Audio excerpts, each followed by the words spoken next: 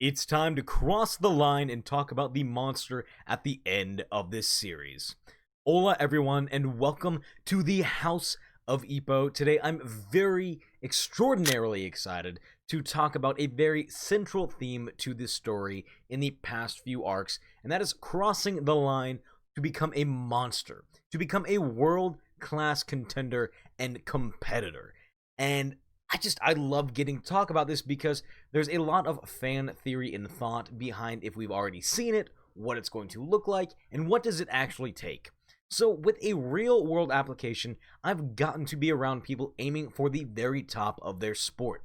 They have sacrificed their health, they have sacrificed their families and mental capacity to become some of the very best at what they do. And they've achieved that. That is crossing the line for certain people.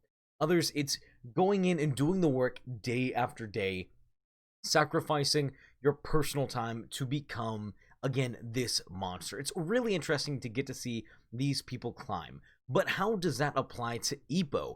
And what will it take for him to cross the line? And have we seen him come close to doing it already?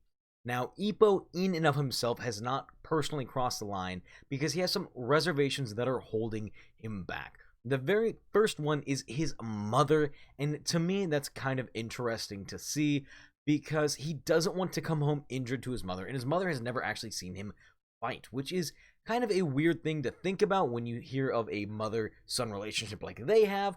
Very loving, very supportive, but she doesn't want to see Ippo fight unless he knows that he's not going to get hurt, which is kind of interesting because I think that also means that once he tells her, "Come watch my match," we're going to see this kind of change in him.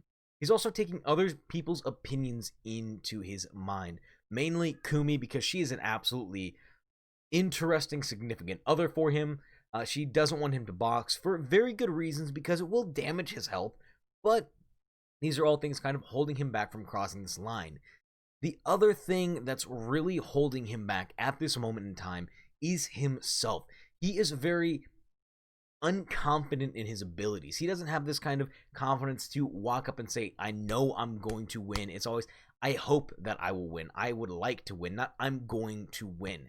This has happened very few times, and when we've seen him with the "I'm going to win" mentality, he absolutely dominates. Like his return match from after he fought Date, when he just basically came back and rocked the living daylights out of that no-named fighter, unfortunately. Ippo was just an absolute Chad in those moments.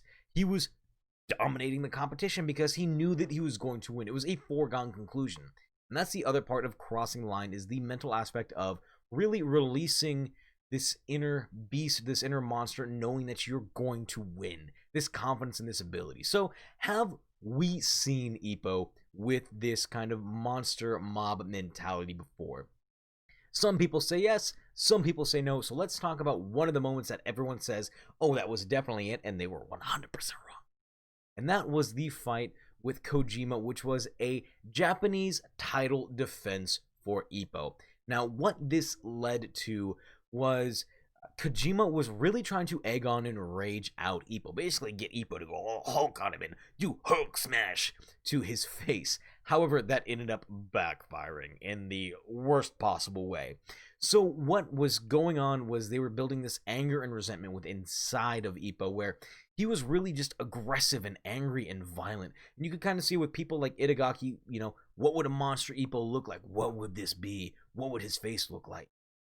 And so Ippo has this rage and resentment being built up within inside of him, and it's what I like to call the dead monster because for all intents and purposes, yes, my chair just dropped, Ippo doesn't know how to handle this. He's not an inherently angry person. He's usually very calm and collected. Once in a while he's afraid, but he's usually calm and collected in the ring, trusting what the coach told him.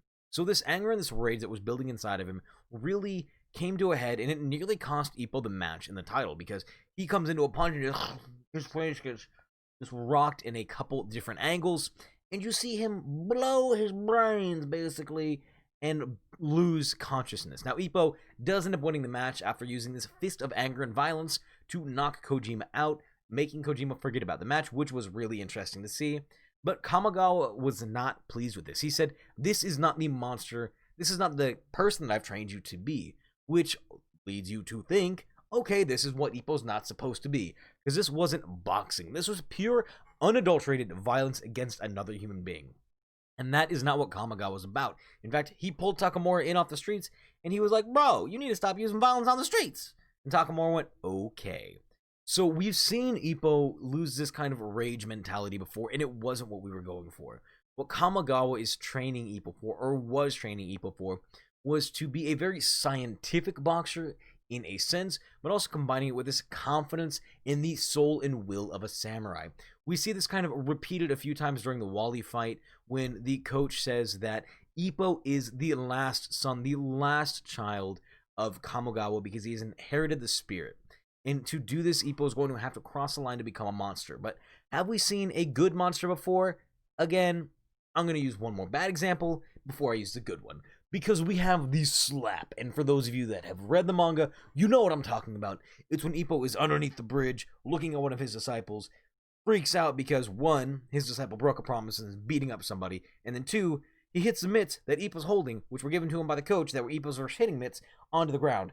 And, like, everyone looks at Ippo's face, and they go, holy shit, that is terrifying.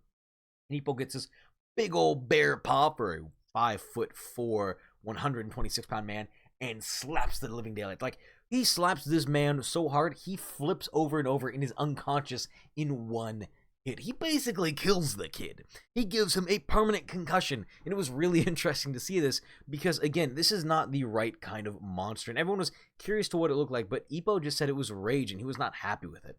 And it shows that he's beginning to understand that this monster is a combination of experience, it's an, confidence. There's so much that goes into this, and I do think that we've seen a few instances where this is the case.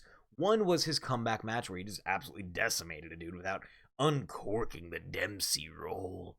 The other was during the Wally fight when he lets his experience and his tenacity really weigh down on Wally and pull him back to the ground. Now, most of you might not think that that is a monster moment, but Ippo is willing to sacrifice his health to take little hits and chips in towards his opponent. And all these things really add up to create a monster mentality. So when Ippo finally does cross this line, it will be a combination of confidence, of willpower, of technique, training, power. It's going to be everything that he is, just kicked up another notch. So what do you think Ippo will look like when he crosses this line? Will it be an angry face like some people are expecting? Or will it be a calm, composed, almost terrifying visage to see because of how just nonchalant he is about kicking your rear? Let me know in the comments down below. Don't forget to like, share, and subscribe for more Hajime no Ippo related content. And for everyone new and old, welcome and welcome back. It's your boy Lohili, and I will see you next video.